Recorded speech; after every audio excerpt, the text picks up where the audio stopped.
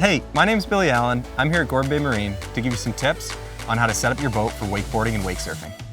My favorite thing about Axis and Malibu boats are they're so customizable for all riders of any skill level or age.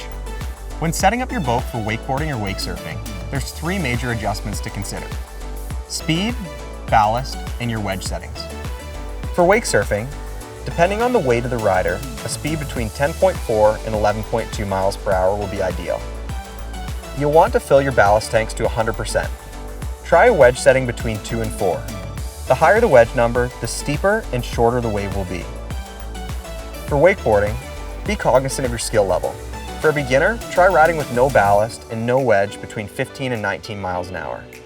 As your skill level improves, start adding more ballast and using the power wedge. A setting between 1 and 4 is ideal on the power wedge.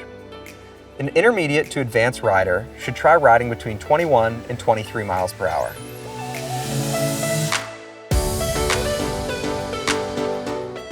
In my Axis A24, I have been able to really dial in my riding settings. For surfing, I like all the ballast full, wedge on setting 3, and speed at about 10.6 miles per hour. If I have passengers, I try to sit them towards the stern of the boat. For wakeboarding, I ride with all of the ballast full, wedge on setting 2, and a speed of 22.4 miles per hour. I make sure the boat is balanced evenly from left to right. If I see any whitewash, I ask a passenger to move towards that side. I hope these tips are helpful to make your water sports experience more enjoyable. From Gold Bay Marine, have a great summer and enjoy the water.